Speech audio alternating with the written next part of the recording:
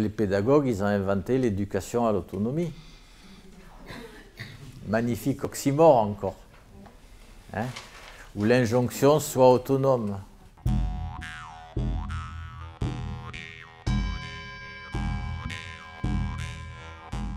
Je vais apprendre l'autonomie lorsque je suis dans un milieu où les personnes sont autonomes. Si je suis dans une société autonome aussi, je vais apprendre l'autonomie. Voilà. Je n'ai pas d'autre moyen d'apprendre l'autonomie que de l'apprendre par moi-même. Mais je peux effectivement, comme tout ce que j'apprends, l'apprendre des autres. Mais ce n'est pas quelqu'un qui va, à ce moment-là, me guider ou me conduire à l'autonomie. Ça, c'est incompatible.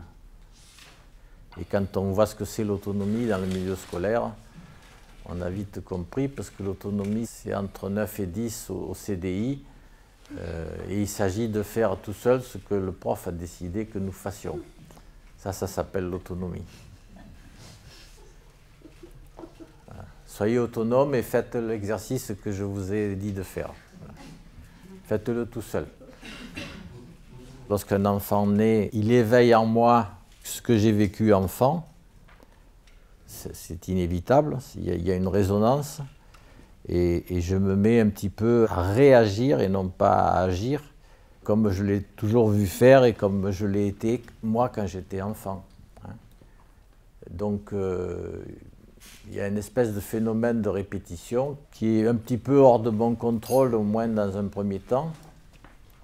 Et j'ai besoin vraiment d'une profonde réflexion pour me dire comment je peux rester moi-même autonome avec un enfant. Et bien sûr, si j'arrive à rester moi-même autonome avec un enfant, de mon point de vue, c'est le plus beau cadeau que je puisse lui faire. Lorsque je suis en permanence avec lui et que je ne peux pas le lâcher d'une seconde, je ne vois pas comment il peut apprendre l'autonomie. Ce qui ne veut pas dire qu'il n'est pas dépendant, et ce qui ne veut pas dire que je ne suis pas dépendant de lui.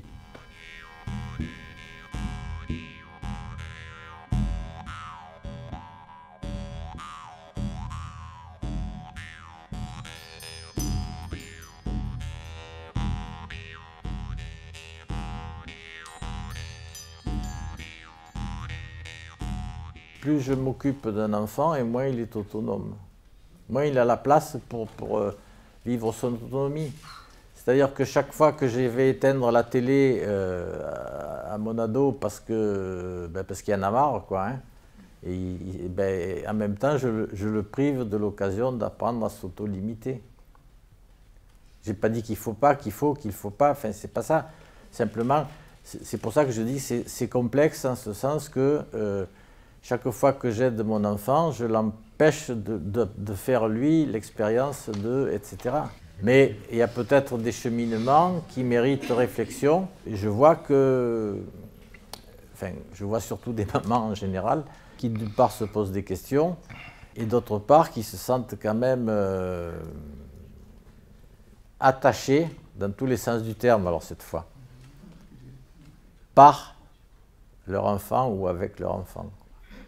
C'est-à-dire que c'est à la fois un attachement affectif, mais aussi un attachement qui m'empêche de vivre un peu et d'être moi-même. Et je pense que quand même le fait d'être moi-même et de pouvoir avoir des activités autonomes, c'est-à-dire centrées sur moi, donc si je suis centré sur moi et que je montre que je prends soin de moi aussi, je montre de la même manière que je peux vivre mieux si je m'occupe de moi. Mais je reconnais que, pour en faire aussi l'expérience, qu'un enfant qui est entouré d'adultes qui s'occupent sans arrêt de lui a beaucoup de mal à avoir un moment autonome. Il en a quand même, parce que c'est comme quelque chose un peu de spontané aussi. Mais il a beaucoup de mal, il faut tout de suite qu'il aille chercher un adulte pour lui demander ce qu'il fait, pour le rassurer en quelque sorte. Et le message implicite, c'est est-ce que ce que je fais c'est bien? Ah là, ça c'est terrible, hein.